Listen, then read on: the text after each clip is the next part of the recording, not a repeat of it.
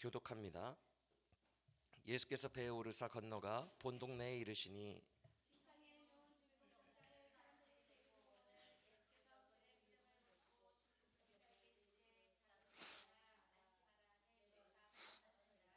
어떤 서기관들이 속으로 이르되 이 사람이 신성을 모독하도다.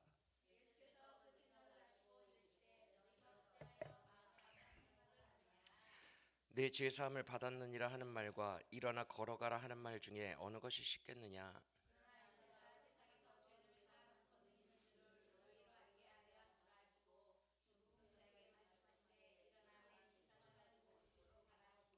그가 일어나 집으로 돌아가거늘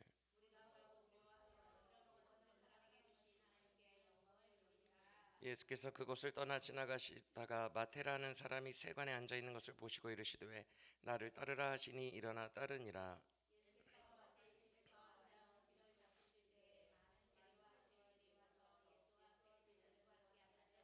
바리새인들이 보고 그의 제자들에게 이르되 어찌하여 너희 선생은 세리와 죄인들과 함께 잡수시느냐.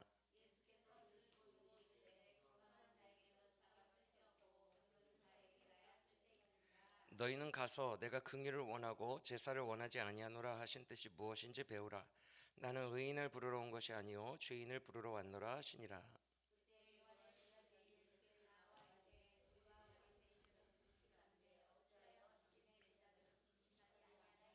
예수께서 그들에게 이르시되 혼인집 손님들이 신랑과 함께 있을 동안에 슬퍼할 수 있느냐. 그러나 신랑을 빼앗길 날이 이르리니 그때에는 금식할 것이니라.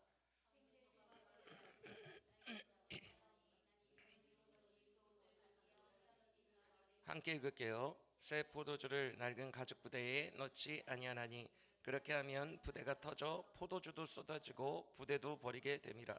새 포도주는 아멘 할렐루야. 오늘 우리에게 주신 말씀도 주의 생명의 말씀이 되기를 간절히 원합니다. 오늘 본문을 함께 묵상하기에 앞서서 한 가지를 기억했으면 좋겠습니다. 그건 바로 8장과 9장 전체가 제자도에 관련한 주제를 담은 말씀이라는 것입니다. 어떤 제자도요? 제가 예전에도 말씀을 드렸는데 따라할게요. 예수님의 나라는 어떤 자들을 부르시고 어떤 사명을 주시는가? 이게 8장과 9장에 계속되고 있는 제자도예요. 제가 그냥 단순하게 제자도에 관련한 이야기예요 이렇게 말하면 제자도 뭐? 이렇게 말씀하실까봐 구체적으로 두 가지 질문에 대한 답들이 계속 이어지고 있어요. 하나는 어떤 사람이 예수의 제자인가? 그리고 제자가 되는가? 그리고 또 하나는 그렇게 제자가 된 자들은 바리새인들과는 달리 어떤 사명을 갖게 되는가? 어떻게 살아야 되는가? 이 두 가지에 대한 답이 8장과 9장에 이어지고 있다는 것입니다. 이해가 되시죠? 여기까지는 쉽죠. 오늘 본문은 몇 장이에요? 그럼 9장이죠. 그러면은 이 두 가지 질문에 대한 설명 제자도의 파트에 들어가 있습니까? 안 들어가 있습니까? 들어가 있어요. 그래서 오늘 본문을 우리가 묵상할 때에도 이거 제자도에 관한 이야기구나 라는 것을 염두에 두고 인지하고 묵상해야 된다는 거예요. 그러면 오늘 본문이 1절부터 몇 절까지였어요? 17절까지였어요. 이야기가 총 몇 개입니까? 단락이 3개예요. 3개. 그렇죠? 3개로 나눠져 있죠. 첫 번째 이야기는 뭐였어요? 중풍병자를 고치신 예수님 이야기죠. 그렇죠? 두 번째 단락은 뭐예요? 세리 마태를 부르신 이야기죠. 마지막 세 번째 이야기는 뭐예요? 금식 논쟁과 관련한 내용. 맞아요? 한번 눈으로 보시겠어요? 1절부터 17절 눈을 쭉 보시면 대략적으로 눈으로 훑어보시면 이 세 이야기에는 공통적인 주제나 연결고리가 있어 보여요? 없어 보여요? 공통적인 연결고리나 주제의 일관성이 이 세 이야기 속에 있어 보여요? 없어 보여요? 없어 보여요. 단편적으로 대략적으로만 읽으면 전혀 다르죠. 금식, 그리고 마태를 부르신 이야기, 그리고 중풍병자를 일으키신 이야기, 어떤 연관성이 없어 보입니다. 하지만 제가 방금 앞서 9장은 제자도에 관련한 이야기예요. 라고 말씀을 드린 것처럼 오늘 본문의 세 단락은 아주 깊이 연관되어 있고 사실상 한 가지의 주제를 말씀하고 있습니다. 오늘은 그것을 살펴볼 거예요. 어떻게 이 세 이야기가 한 가지이지를 살펴볼 거예요. 그리고 그 한 가지 주제를 통해서 오늘 우리에게 말씀하시는 하나님의 메시지를 마음으로 듣기를 간절히 원합니다. 먼저 첫 번째 이야기를 봅시다. 오늘 이 세 가지 이야기는 사실 첫 번째 이야기를 중심으로 다 연결되고 한 번에 다 풀리기 때문에 첫 번째 이야기가 중요해요. 첫 번째 이야기의 80% 정도를 할애할 겁니다. 이해가 되시죠? 먼저 1절의 배경을 보시면 앞서 8장의 마지막 부분에서 예수님은 가다라 지방으로 갔다 오셨어요. 가다라 지방은 이방인의 지방이었고 오늘 본문 1절을 보시면 배를 타고 다시 건너편 본 동네로 오셨다고 말씀합니다. 본 동네는 유대인들이 살고 있는 가버나움 지역이에요. 거기를 중심으로 한 유대인들의 동네로 다시 오셨어요. 이해가 되시죠? 그리고 이제 2절을 보시면 그 유대인의 동네에서 오셨는데 다짜고짜 침상에 누운 중풍병자를 사람들이 예수님에게 데리고 왔다. 이렇게 시작합니다. 맞습니까? 그런데 여러분 이제 집중하세요. 실제로 원어 성경으로 보면 사람들이라는 호칭조차도 없습니다. 문법 시간이 아니기 때문에 간단하게 이해를 돕기 위해 설명을 조금 드리면 헬라어는 주어가 없어도 돼요. 일일이 주어가 다 없어도 되고 동사의 꼬리 부분에 다 담겨 있어요. 그래서 동사가 변형이 돼요 막. 그래서 동사의 꼬리 부분만 보면 여기가 1인칭인지 2인칭인지 현재형인지 과거형인지 완료형인지 그리고 남성형인지 여성형인지 복수형인지 수동태인지 능동태인지가 동사 하나의 뒷부분을 보면 다 담겨 있다는 거예요. 그러니까 어떤 수학 공식처럼 헬라어는 변화돼요. 그래서 이게 1인칭이면 어떤 표현을 쓰고 이렇게 다 달라요. 그래서 예를 들면 여러분 피아노를 치다가 영어는 뭐예요? 플레이 더 피아노죠. 그렇죠? 플레이라는 단어가 영어는 동사 하나가 끝이잖아요. 그렇죠? 그런데 예를 들어서 헬라어는 이렇게 돼 있다는 거예요. 제가 아무 말 대잔치를 해봤어요. 플레이, 오디칼, 시즌 미팅, 라이즈 막 이런 식으로 뒤에 막 붙어요. 플레이 뒤에. 이해가 되시죠? 막 붙어요. 막 붙어요. 그래서 헬라어는 동사만 보면 그 안에 이건 누가 능동태인지 수동태인지 뭐 이런 것들이 다 있다는 거예요. 이해가 되시면 아멘. 행동이 다 담겨 있다. 그 행동 속에 그 사람이 담겨 있다. 존재가. 그래서 마태복음 버전의 원문을 보면 지금 이 중풍병자를 데리고 온 사람들이 누구인지 주어가 없고 동사 속에 정보만 담겨 있어요. 어떤 정보가 담겨 있냐 하면 미완료, 아직 행동이 끝나지 않았어요. 그리고 능동태, 누가 시키거나 성령이 일으켜서 하는 수동태가 아니라 본인들의 의지로 데리고 왔어요. 능동태. 그리고 남성형 3인칭 복수예요. 즉 그들이 되는 거예요. 그 남자들. 이해가 되십니까? 그러니까 그들이 불특정 다수의 그들이 능동적으로 내가 원해서 예수님에게 지금 데리고 온 상태고 아직 끝나지 않은 거예요. 데리고 와 있는 거예요. 이해가 되십니까? 그래서 본문에는 이렇게 되어 있는데 우리는 흔히 이 사람들을 누구라고 인지하고 있어요? 우리 한국교회 수많은 예전 목사님들이 이 설교의 제목을 이렇게 붙였죠.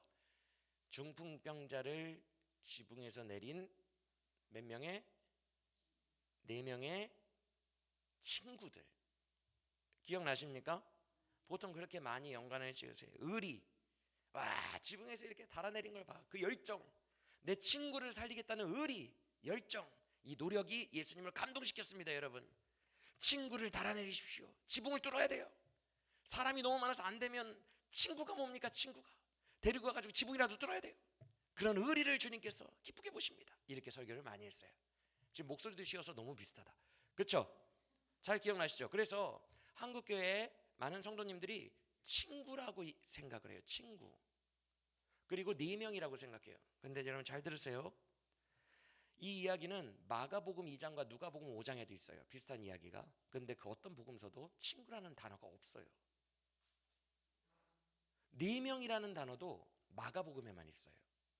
누가복음과 마태복음은 몇 명인지조차 얘기를 안 해요.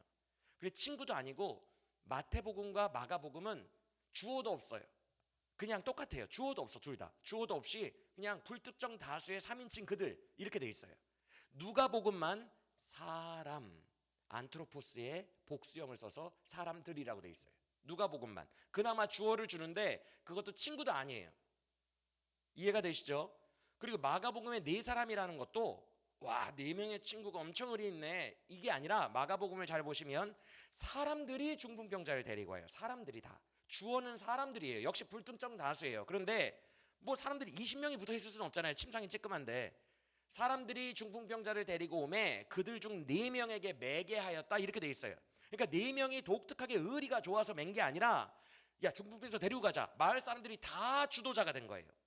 그런데 다 달려붙을 수는 없으니까 4명만 마치 장례식에 온 그 조문객들이 다 주도자인데 야, 웅구 들 사람 4명만 뽑아봐. 이거랑 똑같아요. 그 4명의 의리가 독특한 게 아니라고요.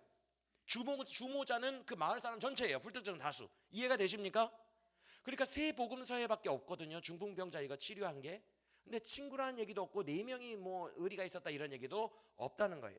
그냥 불특정 다수예요. 이해가 되시죠? 그런데 2절을 다시 보시면 지금 제가 그 말을 드리고 싶어서 그런 거예요.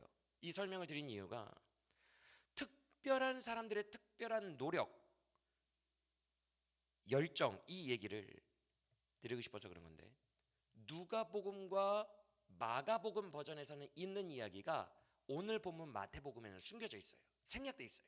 그게 뭘까요? 2절을 보시면 답 나와요. 우리가 흔히 알고 있는 그 이야기가 마태는 관심이 없는 듯 생략을 해버렸어요. 뭐가 생략돼 있어요? 지붕에서 침대를 달아내렸다 뚫어서 내용이 마태복음에 있어요 없어요? 없네요.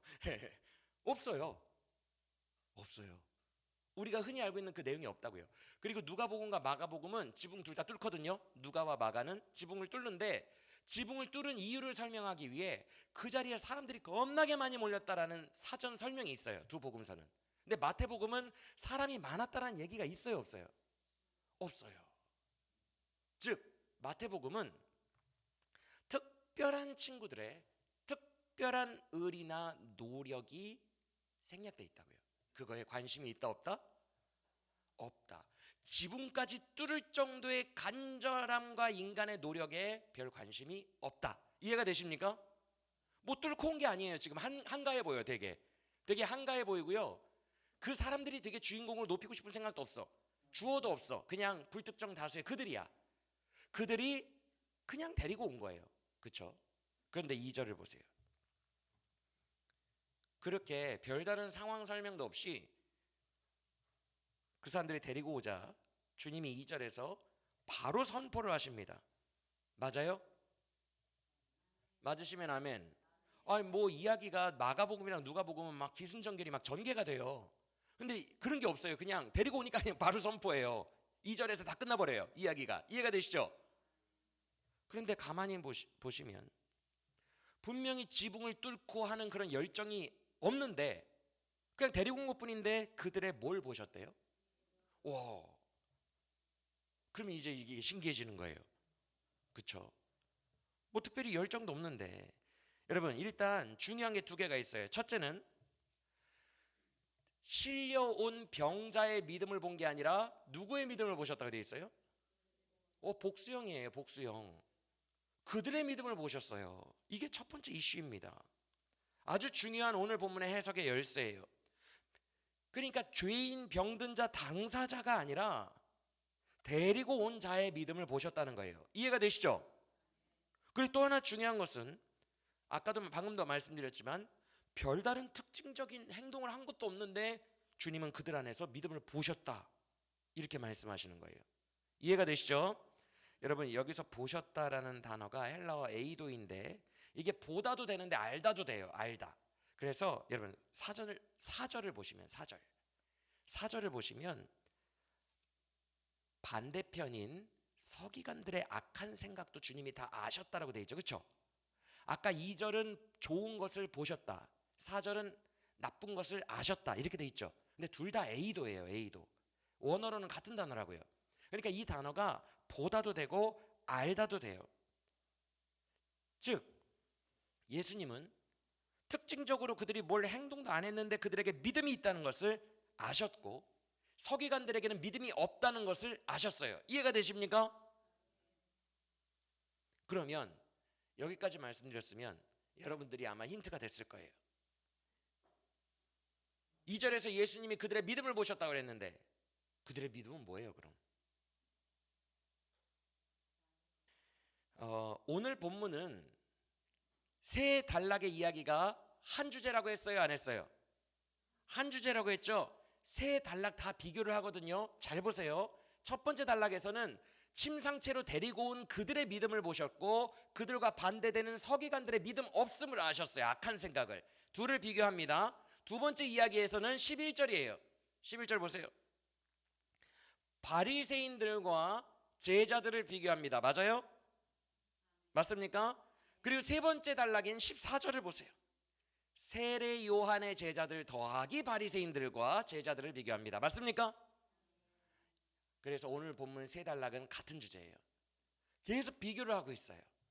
그래서 너희와는 다른 내 제자들, 내 나라야 라는 것을 이야기하고 싶은 거예요. 이해가 되시면 아멘.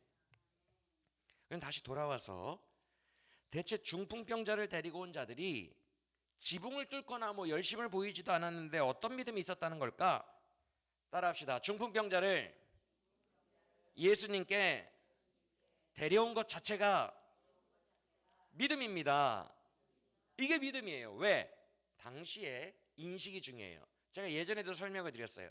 나병 환자, 문둥병자랑 중풍병자는 천형이라고 여겼어요. 천형이 뭐냐면 본인들의 죄 때문에 하나님이 치셔가지고 나병이나 중풍병을 일으켰기 때문에 그들은 하나님께 버림받은 자고 죄가 엄청 많은 자들이고, 하나님이 치셨기 때문에 용서도 받을 수 없는 자들이고, 하나님이 고쳐주지 않으면 날 수 없는 자들이라는 인식이 있었다고요. 두 부류가. 이해가 되십니까? 그러면 하나님이 치신 자들이에요. 그러면 하나님 아니면 고칠 수가 없어요. 이해가 되시죠? 근데 사람들이 중풍병자를 데리고 왔네. 하나님께 데리고 왔어요? 예수님께 데리고 왔어요? 그럼 예수님을 뭐라고 믿은 거예요? 이해가 되십니까? 그거 자체가 믿음이에요. 하나님에게 그런 권능이 있다라는, 권위가 있다는 것 자체가 믿음이에요. 6절 보세요. 권능이라는 단어 나옵니까 안 나옵니까? 이게 헬라어로는 엑수시아예요. 권위예요. 권위. 8절 보세요. 권능이라는 단어가 또 나와요 안 나와요? 이것도 엑수시아예요. 권위예요. 즉 첫 번째 단락의 이야기는 예수님이 하나님급의 권위가 있느냐 없느냐의 논쟁이라는 거예요. 예수님이 하나님급이냐라는 것을 그 데리고 온 사람들은 믿었고, 바리새인들은 네가 이거 신성모독이로다, 네가 하나님급임을 안 믿었기 때문에 믿음이 없는 거예요. 이해가 되십니까? 그걸 대조하고 있는 거예요. 그래서 첫 번째 단락의 이슈는 권위가 하나님급으로 예수님에게 있느냐 없느냐. 이해가 되시면 아멘.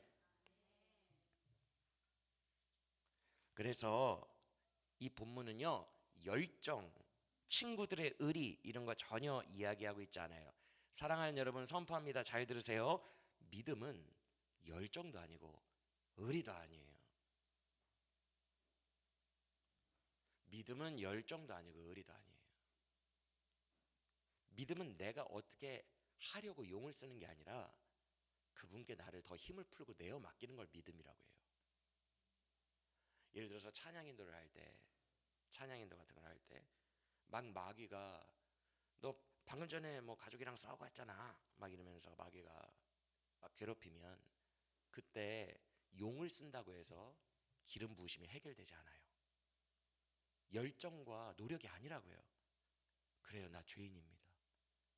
그래요, 나 죄인입니다. 주의 용납하심 위에는 내가 기댈 수 있는 게 없습니다. 주여 내가 주를 노래하오니 은혜로 나를 붙들어 주세요. 맞아요, 나 그런 죄인입니다. 그런 나에게 노래할 수 있는 은혜를 주시니 감사합니다. 이렇게 나를 인정하고 힘을 빼고 주님께 나를 내어 맡길 때 그걸 믿음이라고 합니다. 그리고 그때부터 은혜가 다시 회복되는 거예요. 따라합시다. 믿음은 열정도, 의리도, 노력도 아니다. 믿음을 착각하면 안 돼요. 용을 쓴다고 한다고 믿음이 생기는 게 아니에요. 용을 쓰는 것이 아니라 인정하고 주님께 맡기는 거예요. 이번 요한복음 강해 때 기억나시죠? 빛 앞으로 나오는 것만이 우리가 하는 유일한 거예요. 맞습니까? 빛 앞으로 나오면 돼요. 그게 우리가 할 수 있는 유일한 거예요. 인정하고 그 빛 앞에서 주를 의지하는 거예요. 그럼 주께서 우리를 구원해 주십니다. 할렐루야. 그런 그들의 믿음을 보시고 중풍병자에게 뭐라고 하세요? 그들의 믿음을 보시고 이 병자에게 2절을 보시면 호칭을 뭐라고 하십니까? 작은 자야, 안심하라. 여기서 작은 자라는 단어가 되게 중요한데, 이 단어는 지금 이 중풍병자가 진짜로 작은 자일까요? 근데 작은 자라는 단어가 테크논이라는 단어인데, 이 단어가 가진 의미가 중요해요. 진짜 작은 자를 말해요. 그런데 어떻게 작은 자냐 하면, 이 단어가 조상님들이 본인의 직계 혈통 후손에게 쓰는 말이에요. 그래서 가깝게는 아버지가 아들에게 테크논이라고 부를 수 있어요. 어이구 내 새끼, 내 후손, 어이구 내 열매. 이렇게 아빠가 아들에게 바로 부를 수도 있고, 할아버지가 손자에게 부를 수도 있고, 테크논을. 그리고 아직 태어나지도 않은 그 후손들을 조상이 부를 수 있어요. 내 혈통, 내 후손. 이게 테크논이에요. 이해가 되십니까? 지금 겁나 늙어 보이는 사람이 누워 있어요. 30 정도밖에 안 된 예수님이 내 후손아라고 부르고 있는 거예요. 그러면 이상해요, 안 이상해요? 이 말 자체, 이 상황 자체가 되게 이상한 거예요. 여기에는 당연히 영적인 의미가 담겨 있어요. 뭐겠어요, 여러분? 후손이라는 단어를 일부러 썼어요. 하나님께 죄 때문에 제대로 맞아서 하나님에게서 버림받은 중풍병자. 네 죄 때문에 네가 하나님을 심판하셔서 중풍병 걸린 거야. 너는 하나님께 버림받았어. 그 증거가 중풍병이야. 너는 죄인이라고. 하나님께 버림받았다고. 너는 나병 환자처럼 원래는 저 밖에 격리돼서 살아야 돼. 하나님의 진영과 성막 안으로 들어와서 예배할 수 없어. 너는 버림받았으니까. 그 버림받았다고 생각하는 중풍병자에게 하나님의 후손아라고 불러주시는 거예요. 이해가 되십니까?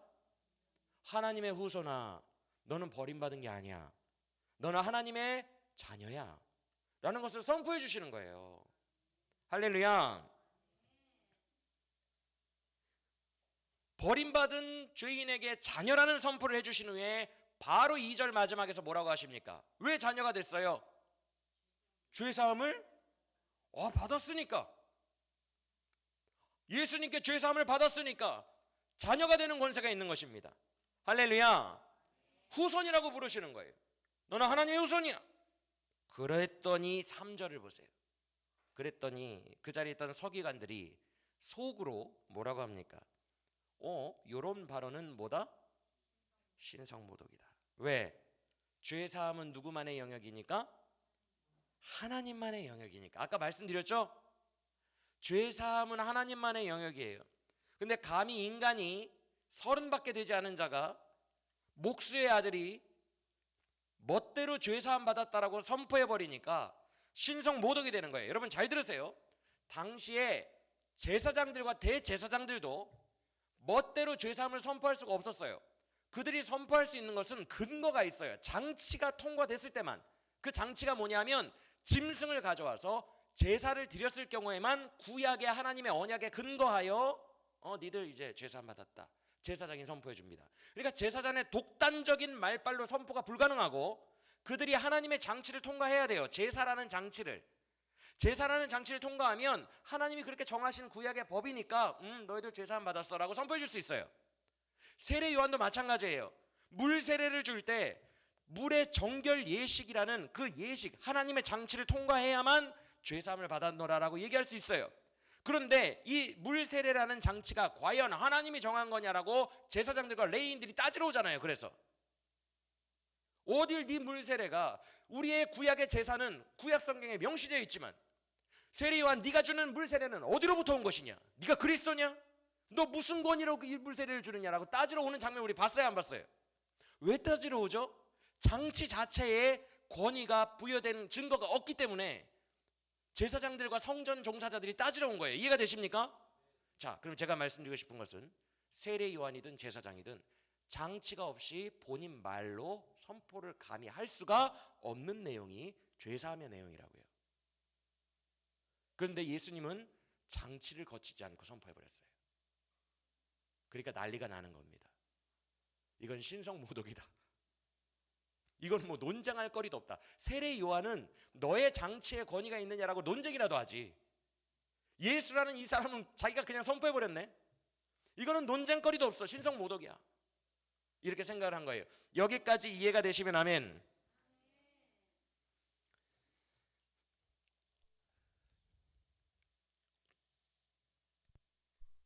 그래서 지금 아까도 말씀드렸지만 이 본문은 하나님의 권위, 직접 죄를 사할 수 있는 권위가 예수라는 인간에게 있느냐 없느냐의 문제라는 거예요. 근데 아까도 말씀드렸지만 지금 중풍병자를 데려온 사람들은 예수님의 권위가 하나님급의 권위라는 것을 믿었어요, 안 믿었어요? 믿었어요. 중풍병자를 데려온 것 자체가 예수님이 하나님이라는 걸 믿은 거예요. 그러니까 데려왔지. 완전히 버림받았는데 그런 자를 고쳐주시는 하나님밖에 없으니까. 반면에 서기관들은 죄 사함을 언급한 것을 가지고 신성모독으로 취급했으니까 예수님이 하나님급이라는 걸 믿은 거예요, 안 믿은 거예요? 자, 저를 보세요, 여러분. 집중하세요. 방금 전에 중풍병자를 고쳐주는 것도 누구만 할 수 있다 그랬어요? 죄 사함도 누구만 할 수 있다 그랬어요? 같은 학렬이에요, 아니에요? 근데 중풍병자를 고쳐주겠다는 이 학렬의 요 믿음이 그 데리고 온 사람들에게 있었어요, 없었어요? 근데 죄 사함을 먼저 선포해 버렸어요. 고쳐준 게 아니라 일부러 예수님이. 이해가 되십니까? 고쳐줘야 되는데 고쳐주지 않고 죄 사함을 먼저 선포했다고요. 같은 학렬이에요. 하나님만 할 수 있어요. 근데 죄 사함을 선포했는데 서기관들이 이걸 믿었어요, 안 믿었어요? 그가 하나님급이란 걸 안 믿었으니까 믿음이 없는 거예요. 그래서 이따가 주님이 물으신 거예요. 죄 사함이라는 말이 쉽겠느냐? 중풍병자를 고쳐준 게 쉽겠느냐? 이해가 되십니까? 뭐가 쉬운지를 물어본 게 아니라 둘 다 누구의 영역임을 생각해 보게 만드는 거예요. 하나님의 영역임을 선포해 보게 만든 거예요. 생각하게 만든 거예요. 그래서 내가 그러면 중풍병자를 고쳐주면 죄 사함의 권세가 있는 걸 믿겠느냐? 이 얘기입니다. 이해가 되십니까? 그러니까 중풍병자를 고쳐준 기적 이야기가 핵심이 아니라 예수님이 어떤 권세가 있다는 것을 증명하기 위해서 일부러 중풍병자를 고쳐주신 거예요. 죄 사함의 권세가 있는 하나님이라는 것을 증명하시기 위해서 이 일을 펼치신 거고, 그 두 사람의 에피소드를 통하여 이 두 개가 같은 학렬에 있기 때문에 내가 중풍병자를 고쳐주면 죄 사함의 권능도 있는 걸 너희가 인정하겠냐? 이 얘기를 하고 싶으신 거예요. 이해가 되십니까? 이게 오늘 본문의 핵심이에요. 그래서 권위라는 엑수시아가 두 번 들어간 거예요. 권위 논쟁입니다. 권위 논쟁.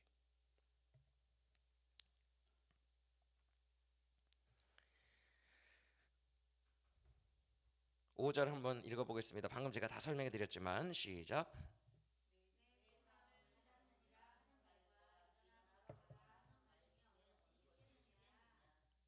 예, 둘 다 인간은 할 수 없어요. 방금 전에 제가 다 설명드렸습니다. 대제사장도 세례 요한도 못하는 영역이에요. 죄사함은 그쪽도 인간이 못해요. 그리고 중풍병자도 인간이 고칠 수가 없어요.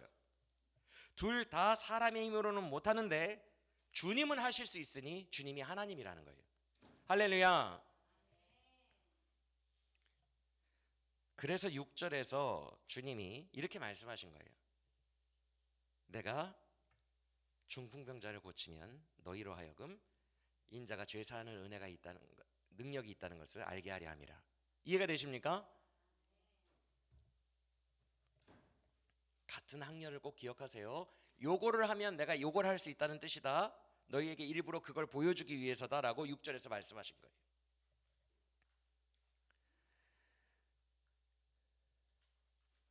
그래서 일부러 6절을 보시면 주님이 스스로를 인자라고 하신 거예요. 인자. 인자가 뭐냐 하면 쉽게 말씀드리면 생긴 모습은 인간인데 하나님을 인자라고 해요. 왜 그러냐 하면 이 인자라는 단어가 다니엘의 환상에서 처음 나와요. 다니엘의 환상에서. 다니엘서를 보면 이런 구절이 있어요. 하늘에서 인자와 같은 이가 오시는데 구름을 타고 오신다. 하늘에서 인자와 같은 이. 이게 뭐냐면 분명히 하나님인데, 영광의 하나님인데 사람의 모습을 하고 온다는 거예요. 그래서 그 인자라는 단어를 히브리인들이 메시아의 예언으로 쓰고 있었어요. 근데 예수님이 지금 일부러 인자라는 얘기를 한 거예요. 나는 너희들이 볼 때 겉으로는 사람처럼 보이지만 하나님이야. 내가 구약에 예언된 하늘로부터 온 그 인자야. 나는 하늘로부터 온 하나님이기 때문에 죄를 사하는 권세가 있어. 겉모습만 사람일 뿐이야. 이렇게 말씀하신 거예요. 이해가 되십니까? 그러면 이제 첫 번째 이야기 다 이해되셨죠? 두 번째 단락으로 넘어가 봅시다. 9절이야. 이제는 새 이야기를 연결해 볼 거예요. 이번에는 세관에 앉은 마태를 제자로 부르시는 장면이 이어서 나와요. 근데 세리가 당시에는 어떤 존재였어요? 여러분들도 알다시피 죄인이에요. 죄인 중에 상죄인이에요. 그냥 세리하면 그냥 죄인이에요. 다른 사람들은 죄를 따지려서 죄인이라고 하는데 세리는 그냥 세리면 죄인이에요. 공식적 죄인. 그래서 10절을 보시면 세리와 죄인들이라고 둘 사이에 and로 연결이 돼 있어요. 맞아요? 여러분 우리나라 말에 그리고는 뭐 안 그렇지만 미국 영어권과 헬라권의 그리고 and는 서로 대등한 관계에 붙이는 경우가 많아요. 그래서 대등할 때 and가 되거든요. 그런 경우도 되게 많거든요. 그래서 지금 세리 and 죄인이라는 말은 세리가 곧 뭐다? 죄인이다. 그런데 그런 여러분 잘 들으세요. 그런 죄인인 세리인 마태를 어디에서 부르세요? 다른 본문에서는 마가복음과 누가복음에서는 레위 마태라고 얘기해요. 레위 마태. 그러니까 마태는 헬라식 이름이에요. 나 로마의 고리대금업자, 그러니까 세금 뜯어내는 사람이죠. 고리대금업자가 아니라 로마의 앞잡이가 되기로 나 작정했어. 이름을 로마식으로 바꾼 겁니다. 마태. 원래 이름은 히브리 이름은 레위예요. 그래서 레위 마태를 부르심에 이렇게 히브리 이름을 언급하는데 마태복음에서는 그냥 마태예요. 맞습니까? 왜? 이 사람이 아직 회개하기 전이니까. 어디에 앉아있을 때 불러요? 세관에 앉아있고 마태라는 이름을 쓰고 있었다는 것은 1%도 회개를 안 한 상태라는 거예요. 회개했으면 자기의 삶을 끊겠지. 죄의 삶을. 세관에 앉아있을 필요도 없고 레위라는 이름으로 살겠지. 회개를 안 한 상태에서 즉시 부르셨다는 것입니다. 이게 제자들을 부르시는 자격 조건이에요. 회개를 하고 예수님에게 가는 게 아니에요. 우리가 아직 죄인 되었을 때 먼저 안으시고 먼저 사랑하신 거예요. 할렐루야. 이게 너무너무 중요해요. 아직 회개도 안 했어요. 세관에서 죄인의 장아찌를 살고 있는데 부르신 거예요. 그때 회개하고 깨끗하고 거룩할 때 부른 게 아니라 우리가 아직 죄인 되었을 때에 먼저 십자가에서 죽으심으로 사랑으로 부르시니가 우리 예수님이라는 것을 믿으시길 바랍니다. 앞서 중풍병자 때도 그래요.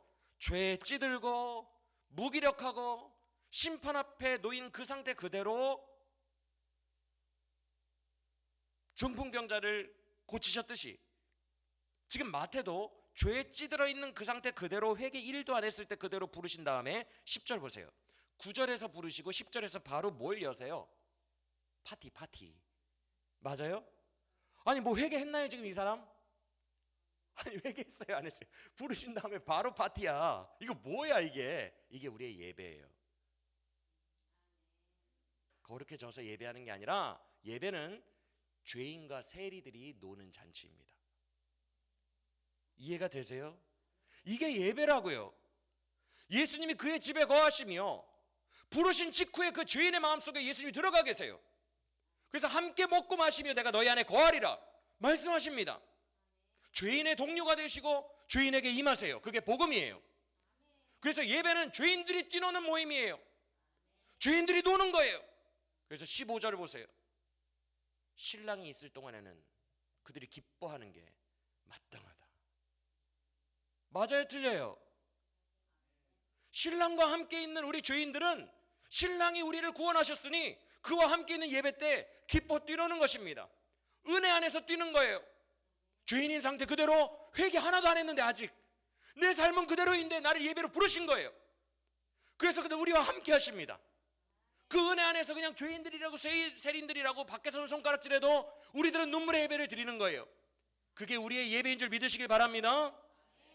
모자 벗어, 쓰레빠 신지 마, 양복 입어, 드럼 치지 마, 중간으로는 들어오지 마, 앉아 있어, 졸지 마. 이런 거룩해지고 담배 끊고 와, 담배에서 끊고 와, 술 끊고 와. 이런 예배는 예배가 아니에요. 예배가 아니에요. 죄인인 그대로 오세요. 오게 하세요. 그래서 죄인들과 함께 잔치를 벌이세요. 그게 예수님의 마음이에요. 할렐루야. 우리들의 예배가 이런 믿음의 예배가 되기를 간절히 원합니다. 마태의 믿음은 뭐예요? 내가 죄인인데, 현재 죄인인데 예수께서 나를 따르라 부르셨을 때 죄인인 그대로 얼굴에 철판 깔고 나간 게 믿음이에요. 이해가 되십니까? 복음이라는 것은 양심에 찔리는 게 아니라 양심이 너무너무 아프긴 하지만 주 예수께서 나를 부르시고 구원하신 것에 대한 믿음이 더 큰 거예요. 그래서 그냥 죄인인 상태 그대로 나가는 거예요. 그래서 예수님께로 나아가는 거예요. 예수님께로. 그래서 예수님이 우리와 함께 거하시며 우리를 제자로 빚어가시는 거예요. 할렐루야.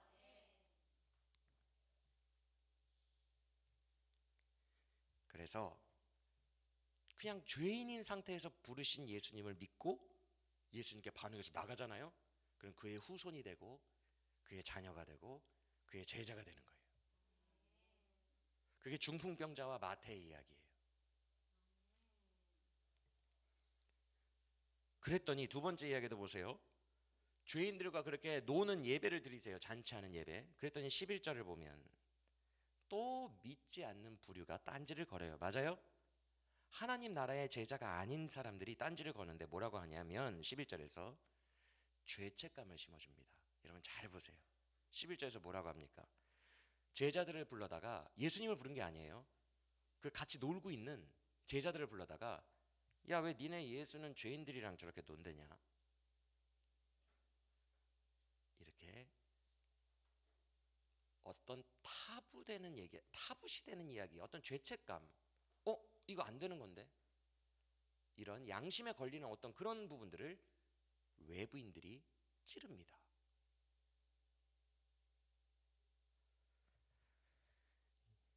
여러분 이 본문을 꼭 기억하세요. 오늘날에도 교회가 이런 소리를 들어야 정상입니다. 집중하세요, 여러분. 제가 금요일 새벽 기도 때도 언급을 했지만 제가 왕지교회 때도 이런 소리를 되게 많이 들었고 유튜브 해도 유튜브 댓글에 이런 비판을 엄청 많이 들었고 그런데 저를 비판하는 사람들이 다 기독교인이에요. 뭐라고 비판했냐면 장 목사는 행위 설교를 진짜 안 한다. 복음이 무조건적으로 회개를 1도 안 했는데 막 하나님이 먼저 막 사랑하시고 막 한계없이 사랑하시고 안아주시고 회개를 1도 안 하는 사람들을 그냥 막 품어주시고 그런 이야기만 많이 한다. 그래서 제가 새벽 기도 때 그랬잖아요. 작년 1년 동안 제가 그런 사람 그것만 얘기하는 사람이 아니라는 것을 보여드렸다고. 행위 이야기를 줄기차게 했다고. 본문 주셔서. 그런데 그런 비판을 듣는 게 진짜 교회입니다. 한국 교회에 그런 비판을 듣는 교회가 몇 개나 될 것 같아요. 냉정하게 생각해 보세요. 너무 구원파처럼 전해. 너무 죄인을 막 부르신 것만 전해. 너무 관용적이잖아. 너희 스승 예수는 왜 죄인들이랑 먹고 마신다냐? 거룩하다 하는 바리새인들이 같은 하나님을 믿는다는 기독교인들이 더 난리인 거예요. 어떻게 그런 복음을 전하냐? 예수님 시대에도 똑같은 핍박과 반발이 있었어요.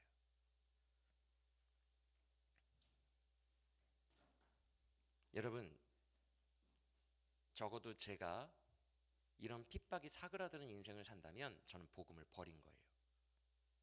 기억하시길 바랍니다. 장민호 목사가 나중에 그런 구원파적인 쪽에 너무 치우쳐 있어. 이것을 제가 만약에 버리고 여러 사람들에게 장 목사는 거룩하게 살라는 얘기도 많이 해. 거룩하게 살라는 얘기도 많이 하니까 그렇게 구원파적인 사람 아니야. 이렇게 모든 사람에게 고개를 끄덕이며 더 이상 비판을 받지 않고 산다면 저는 복음을 버린 사람이에요. 기억하시길 바랍니다. 예수님도 이런 핍박을 받았어요. 그리고 마귀는 우리의 죄책감을 공격합니다. 방금 전에 담배 피고 들어와가지고 담배 냄새 풀풀 풍기면서 반쯤 술 취해가지고 막 찬양하면서 울어요. 어떻게 저런 사람을 놔둡니까? 어떻게 저런 사람을 관용하고 용서해 줍니까? 지적을 해야지. 오늘날 한국교회는 그런 분위기인데 아니라는 거예요. 그게 예수님이 원하시는 게 아니라는 거예요. 12절 읽어봅시다. 긍휼을 원하고, 그거 12절 맞죠? 시작.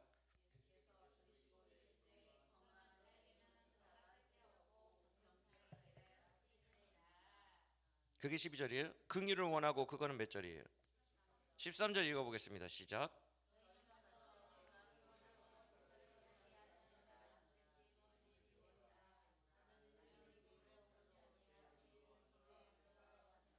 주님은 명확하게 말씀하십니다. 내 뜻이 뭔지 좀 알아라. 나는 거룩함보다 더 중요한 가치가 있는데 긍휼이다. 나는 긍휼을 원하지 제사를 원하지 않고, 나는 모든 병자와 죄인들과 연약한 자들을 구원하려고 온 구원자 예수야. 내 뜻은 그들에게 있지 완벽하다 생각하는 자들에게 있지 않아.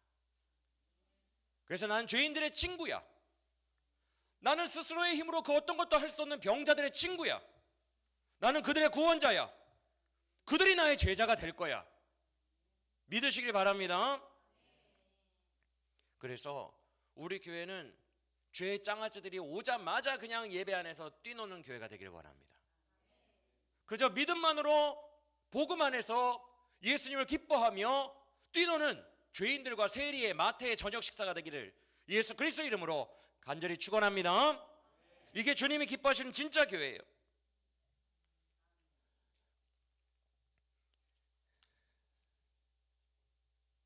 여러분, 한국 교회가 이렇게 말합니다. 뻔한 이야기만 해요. 노력하세요. 회개하세요. 회개해야 주님이 임하십니다. 거룩해지세요. 끊으세요. 그래야 주님이 임하십니다. 근데 잘 들으세요. 내가 회개가 되는 자였다면 주님이 필요가 없죠. 내가 끊고 거룩해질 수 있는 능력을 가진 자였다면 주님이 필요가 없어요. 주님은 방금 본문에서 분명히 말씀하셨어요. 병자들만 의사가 필요하다. 나는 의사로 왔노라. 나는 스스로의 힘으로는 할 수 없는 자들을 위해서 왔노라. 나는 병자와 죄인들을 위해서 왔지 건강한 자들은 의사가 쓸데없느니라. 헬라어로는 쓸데없다라는 이 말이 필요가 없다예요. 주님은 필요 없는 자들에게는 임하지 않습니다. 주님이 필요한 자들에게 임해요. 그렇게 지신 후에 예수님께 오세요. 어딜 감히 예수님께 와요? 끊고 와요. 결단하고 와요. 노력 좀 하라고요. 그러면 예수님이 필요가 없지. 다 하고 오면 되겠네. 그게 안 되는 사람들을 부르셨다고요. 바로 나 같은 자, 여러분 같은 자, 우리의 마음과 생각에 삐뚤어진 거 하나도 내가 고쳐낼 수 없는 자, 내 마음 하나도 바꿀 수 없는 자, 내 생각 하나도 조정할 수 없는 자, 내 삶에서 그 어떤 것도 거룩해지기가 너무너무 힘든 자, 죄에 물들어 있는 자, 죄에 늘 넘어지는 자, 너무너무 연약해서 주님을 믿을 믿음조차도 없는 자, 그렇게 신음하는 자들에게 오신 분이 예수님이고 그 예수님이 필요한 자들이 믿음으로 주의 제자가 됩니다. 할렐루야. 우린 예수님이 필요합니다. 따라합시다. 나는 예수님이 필요합니다. 믿으십니까? 예수님이 필요한 자를 위해서 오셨어요.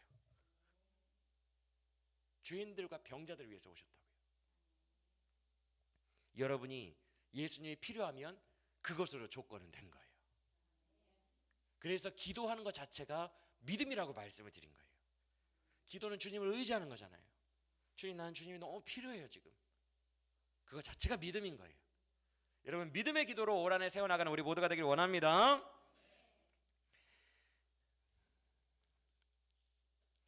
여러분, 우리가 죄인이 필요한 구제불능이라면 번지수 잘 찾아온 거예요. 주님은 우리 같은 자들을 오늘날 부르십니다. 죄사함의 은혜를 다 준비해 놓으시고 선포로 부르십니다. 말씀으로 너의 죄가 사하여졌느니라, 중풍병자에게 말씀으로 부르신 것처럼 말씀으로 우리의 죄사함을 선포하시고 은혜로 우리를 부르시는 줄 믿으시길 바랍니다. 그에게 나아가는 방법은 딱 하나, 믿음이에요. 그가 나 같은 구제불능을 구해주러 온 의사라는 걸 믿는 믿음. 할렐루야. 여러분이 암흑의 끝에 있어요. 여러분 스스로도 뭐 아무것도 없어요. 잘 찾아온 거예요. 주님은 그런 암흑의 끝에 있는 자들을 구원해 주려고 오신 분이에요. 할렐루야.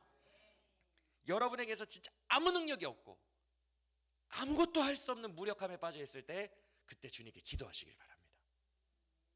그러면 주님이 여러분을 능히 건지실 줄 믿으시길 바랍니다. 뭘로 건지세요? 그의 노력으로, 우리의 노력이 아닙니다. 그가 십자가를 지신 노력으로, 그의 공로로, 그가 이루신 일로 우리를 구원하십니다. 할렐루야. 우리는 그의 노력과 그가 이루신 것과 그의 공로를 의지하는 거예요. 이 믿음이 우리에게 있기를 간절히 원합니다. 그래서 이것만 믿고 나아가면 우리는 마태와 같은 자든지 주님께 버림받은 중풍병자든지, 뭐 움직일 수나 있습니까? 중풍병자 아무것도 할 수 없는 사람일지라도 그의 후손이 되고 제자가 되고, 주님은 그 즉시 우리에게로 들어와 같이 먹고 마시는 예배가 발생이 되는 거예요. 믿으십니까? 이제 마지막 세 번째 이야기도 보세요. 이번에는 14절에서 세례 요한의 제자들이 본인들과 바리새인을 한편으로 묶어가지고 질문합니다. 세례 요한의 제자들이 뭐라고 질문해요? 아니, 우리들이나 바리새인들이나 다들 금식하고 금욕하고 절제하고 거룩하게 살려고 노력하는데 왜 당신 제자들은 금식을 안 합니까? 이렇게 질문을 해요. 맞아요? 바리새인들과 세례 요한의 제자들이 다 추구하는 바가 비슷해요. 거룩하게 살고 노력하고 금식하고 절제하고 금욕하고. 근데 왜 당신 제자들은 그런 걸 안 합니까? 그러자 주님이 아까 읽었던 15절에서 유명한 말씀을 하시죠. 금욕이 중요한 게 아니라 누구랑 함께 있는 게 중요해요. 여러분 잘 들으세요. 여러분이 이 악물고 금욕하는 게 중요한 게 아니라 여러분의 마음에 지금 거룩하신 주님이 있느냐 없느냐가 관건입니다. 성결의 비밀은 여러분 안에 주님이 여러분을 통치하고 있느냐 아니냐예요. 백날 여러분 혼자 이 악물고 뭘 노력해도 안 돼요. 안 돼. 여러분 안에 주님이 계셔야 돼요. 거룩하신 주님이 나를 통치하고 내 안에 가득했을 때, 그때 내가 거룩해지는 거예요. 내가 내 안에 있는 예수로 살 때가 중요한 거예요. 그래서 주님이 누구와 함께 있느냐가 중요하지 금식이 중요한 게 아니다라고 얘기한 거예요. 여러분, 예수와 함께 있는 우리 모두가 되기를 간절히 축원합니다. 진정한 거룩의 힘은 내 안에 예수가 살 때 나오는 거예요.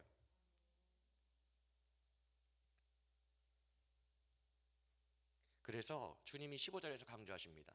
마치 혼인집의 신랑과 같은 거야. 너희가 나와 함께 있을 때는 늘 기뻐해야 돼. 물론 내가 잠시 십자가를 질 때에는 너희가 그때는 슬퍼하고 금식할 수 있겠지만, 그 외의 모든 시간에 너희가 나와 함께 있을 때에는 기뻐하며 즐거워하며 예배하는 게 당연한 거야. 이렇게 말씀하시는 거예요. 할렐루야. 죄인들의 예배는 기쁨이 있어야 돼요. 즐거움이 있어야 돼요. 죄인들의 예배니까 기쁜 거예요. 신랑과 함께 하니까. 할렐루야. 주님은 은혜로 우리를 구원하신 좋으신 하나님이라는 것을 믿으시길 바랍니다. 좋으신 하나님 예배하는데 얼굴은 울상이야. 아니, 좋으신 하나님을 예배하는데 얼굴은 왜 슬퍼? 그러면 안 돼요. 죄인들이니까 더 기쁜 거예요. 내가 죄인인 만큼 은혜는 더 큰 거예요. 내가 부족하고 무기력한 구제불능일수록 주의 은혜는 한이 없이 기쁜 거예요. 이런 나를 구원하실 하나님의 높으심을, 좋으신 분을 찬양하는데 내가 죄인이고 부족하고 슬픈 일이 많고 삶 속에서 곤혹스러운 게 많고 너무너무 안 되는 게 많을수록 주님을 더 기뻐할 수 있는 거예요. 할렐루야. 그게 우리의 예배입니다. 좋으신 하나님, 나 같은 자를 구원하러 오신 예수님을 기뻐하는 예배가 우리들 가운데 잔치처럼 회복되기를 예수님의 이름으로 간절히 축원합니다. 그러면서 주님이 중요한 말씀을 이제 마지막으로 하십니다. 16, 17절이 그것인데 어떤 내용이에요? 우리 유명한 얘기니까 잘 아시죠? 옷을 이어붙일 때 새 천 조각을 옛날 옷에 붙이면 새 옷 조각이 옛날 옷을 다 잡아 당겨가지고 결국 찢어진다.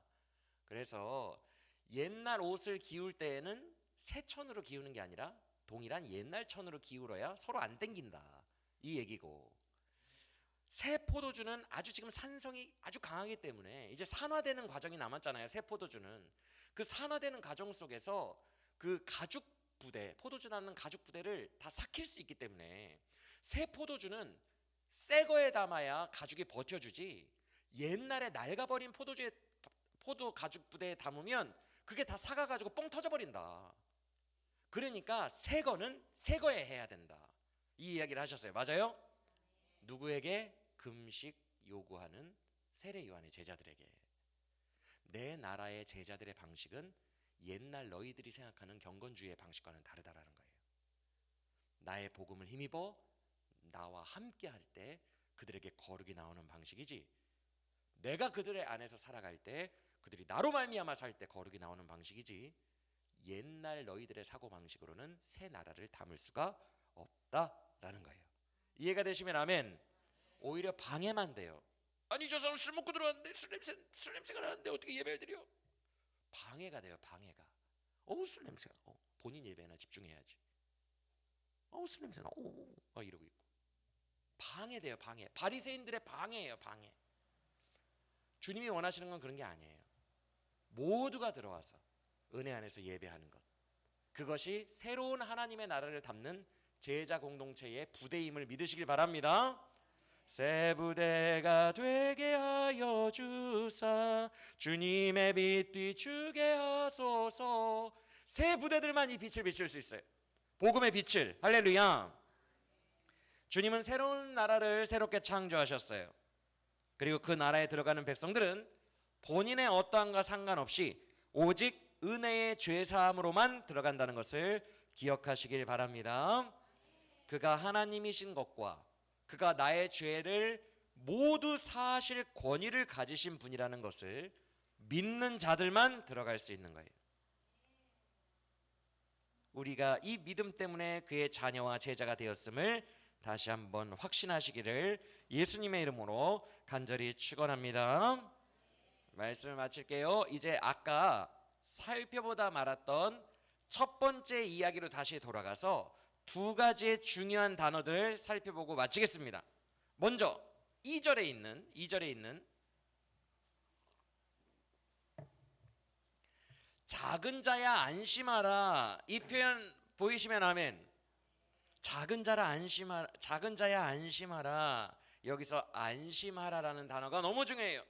한국말로 보면 안심해, 평안해, 괜찮아, 나 왔으니까 괜찮아, 이렇게 안심시키는 것처럼 보이지만 그게 아니에요. 헬라어로 보면 용기를 가지라예요. 용기를 내라, 용기를 가지라, 이 헬라어예요. 정확하게 용기를 가져라. 죄인으로서 구부정하게 자신 없이 있는 우리 모두에게 주님은 오셔서 용기를 가지라고 말합니다.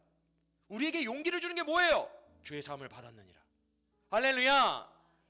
주님이 나를 사랑하사 내 죄를 사하시고 내 모든 죄를 주의 보혈로 덮으시며 나 같은 죄인에게 들어와 같이 먹고 마시며 잔치를 베푸시고 나의 주인이 되셨다. 주님이 나와 함께 하신다. 은혜로 함께 하신다. 이것이 우리가 용기를 가질 수 있는 유일한 근거예요. 그래서 요한복음 때도 제가 마지막 설교 때 선포를 해드렸어요. 우리의 진짜 능력은 십자가의 복음에 있습니다. 할렐루야. 주님은 우리가 어떠한 상황이든지, 여러분이 삶 속에서 영의 상태가 어떠하든 어떤 감정이 있든 무슨 어떤 상황을 겪든지 주님이 여러분에게 오셔서 용기를 내라 말씀하세요. 내가 너의 죄를 사하였으니 용기를 내라. 작은 자야, 나의 후손아, 나의 자녀야, 용기를 내고 나에게로 더 나아오라 말씀하실 때 늘 용기를 내는 우리 모두가 되시기를 간절히 원합니다. 따라합시다. 나의 용기의 근본은 십자가의 은혜입니다. 믿으시길 바랍니다.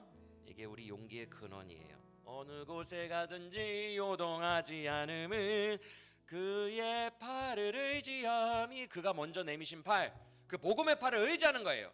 우리의 손을 붙드신 거, 먼저 붙드신 거, 용기를 내라 말씀하시고 어느 곳에 가든지 요동하지 않으시기를 예수님의 이름으로 간절히 축원합니다. 그는 여러분을 위해 오신 의원이에요. 여러분이 어떤 상태에 있든지 의지하세요. 기도하세요. 괜찮아요. 기도하시면 여러분들을 고치시고 싸매시고 기름 발라주실 거예요. 왜? 그는 의사로 오셨으니까. 예수님이 필요하다고 울부짖는 자들에게 의사로 오셨으니까 여러분의 어두움을 광명한 빛으로 바꿔주실 거예요. 여러분의 연약함을 능력으로 행하게 하실 거예요. 믿으시길 바랍니다. 용기를 내라 작은 자야, 나의 후손아. 기억하세요. 우리가 먼저 회개하고 우리가 먼저 거룩해지는 게 아니라 아까 불렀던 찬양처럼 그럼에도 불구하고 내게 먼저 오사 내 마음을 만지고 먼저 오셨잖아요. 먼저 오시고 사랑하시고 안으시는 주님을 믿는 믿음으로 나아가는 거예요.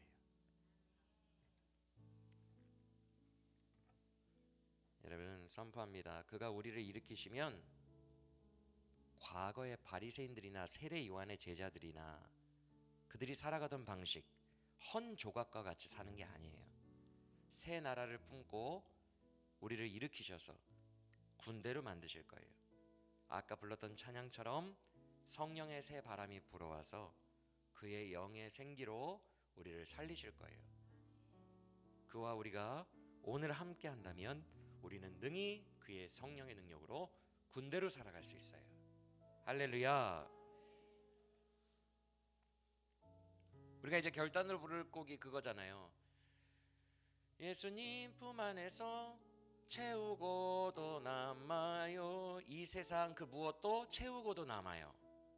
주님이 우리와 함께 하시면 이 세상 그 어떤 죄인도 채우고도 남는 성령의 사람, 사랑의 사람, 복음의 사람으로 우리를 세우실 것입니다.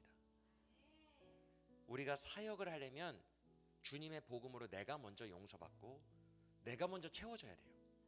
그래야 수많은 중풍병자와 같은 죄인들을 주님 곁으로 인도할 수 있어요. 믿으십니까? 바리새인과 같은 마음을 가지면 죄인은 인도가 안 돼요.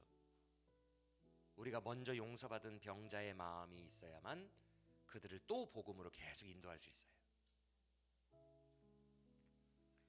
앞서 중풍병자를 데리고 온 그 사람들의 믿음을 보셨다 그랬죠? 병자 그 사람 당사자가 아니라 데려온 사역자들의 믿음을 보셨다고 했죠? 이건 엄청난 이야기예요. 우리에게 권위를 주셨다고요. 우리가 그 죄인도, 우리 옆에 있는 죄인도 엄청 구제불능인 사람들 많죠. 구제불능처럼 보이는 사람들. 근데 나도 옛날에 그거보다 더 심했거든요. 나도 주님 만나기 전에 그보다 더 구제불능이었거든요. 완전 꽉 막힌 인간이었거든요. 꽉 막혀서 예수님의 존재를 모르던 인간이었거든요. 근데 그런 구제불능인 인간도 주님께서 용서하시고 사랑하시고 구원하셨으니 내 옆에 있는 이렇게 꽉 막힌 사람도 주님께서 구원하실 수 있다는 믿음을 가지고 그를 주님 곁으로 데리고 오면 우리 사역자들의 믿음을 보시고 그를 구원하신다는 거예요. 할렐루야. 이게 우리에게 주신 권능이에요. 그래서 마태복음엔 진짜 놀라운 이야기가 숨겨져 있는데 제가 아까 단어 2개 살펴본다고 그랬죠. 하나는 안심하라, 그게 용기 가지다고. 또 하나가 뭐냐면 8절에 있는 말씀이에요. 8절에 죄를 사하시는 권능을 사람에게 주신 이에게 영광을 돌리니라 이렇게 되어 있죠. 지금 죄를 사하는 권능이 지금 이야기 속에서는 누가 펼쳐줬어요? 예수님이 펼치신 권능이죠, 그렇죠? 그런데 8절이 진짜 웃긴 게 원어를 보면 사람에게 주신이라고 하는 이 사람이 복수형으로 되어 있어요. 와, 복수형으로 되어 있다고요. 그래서 표준 세번역만 이걸 복수형으로 번역해놨고 다른 번역본들은 이게 이해를 못했는지 다 단수로 이렇게 오해하도록 번역해놨어요. 근데 복수형이에요. 왜 복수일까? 누구의 믿음을 보시고 구원하셨기 때문에? 데리고 온 사람들의 믿음을 보시고 구원하셨기 때문에 이 말은 지금 9장은 다 제자도에 관련한 이야기라 그랬죠. 그의 교회인, 그의 제자들인 우리들에게 이 권위를 위임하셨음을 말하는 거예요. 이해가 되시면 아멘. 우리가 이 믿음을 가지고 우리가 주님께로 사람을 데려가면 우리의 믿음을 보시고 죄 사함의 권위를 주님께서 발휘하신다는 거예요. 그게 우리에게 주신 거예요. 그래서 우리가 본 요한복음에도 이런 구절이 있었죠. 너희가 누구의 죄든지 사하면 사하여질 것이요 누구의 죄든지 그대로 두면 그대로 있으리라. 공간복음에도 이런 비슷한 말이 있어요. 너희가 땅에서 매면 하늘에서도 매줄 것이요 너희가 땅에서 풀면 하늘에서도 풀어줄 거다. 이게 제자에게 주신 권능입니다. 믿으십니까? 원래는 죄인이었는데 마태처럼 무조건적인 은혜로 제자가 된 사람들에게 이런 권위를 주셨다고요. 그래서 우리는 4절에서 예수님이 말씀하신 서기관들에게 너희는 참 악한 생각을 하고 있구나. 이런 악한 생각이 있으면 안 돼요. 서기관들이 생각했던 악한 생각이 뭐죠? 죄사함이 뭐 어디 있어? 이런 생각이죠. 그렇죠? 자, 아까 전에 처음에 제가 말씀드렸어요. 제자도는 어떤 사람을 제자로 부르시는가, 그리고 그들에게 어떤 사명을 주시는가의 이야기라고. 어떤 사람을 부르셨어요? 지금까지 우리 살펴봤는데 죄인들을 부르셨어요. 은혜로 부르셨어요. 그 이들에게 어떤 사명을 주십니까? 악한 생각하지 말고. 악한 생각이 뭐예요? 지금 계속 새 이야기 속에서 딴지건 사람들의 생각이 악한 생각이에요. 거룩해야지, 금식해야지, 왜 죄인들과 먹고 마셔, 죄사함을 아무렇게나 선포하네, 신성모독이네, 뭐 지가 뭐라고. 이게 다 악한 생각이에요. 우리의 생각은 나 같은 꽉 막힌 자도 주님이 구원하셨고 내 죄도 사하셨으니 내가 데리고 가는 이 전도하는 이 영혼도 주님께서 능히 사하시리라, 이 믿음을 가지고 데리고 가면 사해 주신다는 거예요. 그게 우리에게 주신, 제자에게 주신 막강한 위력이고 권위입니다. 할렐루야. 그 제자도를 말씀하신 거예요. 너희 같은 죄인이 나의 제자가 될 것이고 또 다른 죄인들을 불러오는 자가 될 것이다. 믿으시길 바랍니다. 그러면 우리에게 필요한 건 뭐예요? 결국 믿음이죠.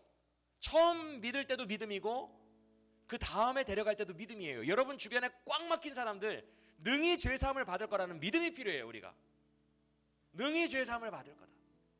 주님이 의사로 오셨으니 딱 적임자다. 딱 적임자. 주님이 의사이시니까 이 사람 구원받고 영혼이 주님으로 충만해질 수 있다. 이 믿음이 우리에게 필요하다고요. 데리고 온 자의 믿음이. 이 믿음이 올 한 해 우리 모두에게 있기를 간절히 축원합니다. 이 믿음에 가장 방해가 되는 것은 바리새인적인 마음이에요. 우리가 먼저 은혜로 채우고 그 은혜로 상대방을 용납하여 주는 우리 모두가 되시기를 예수 그리스도의 이름으로 간절히 축원합니다.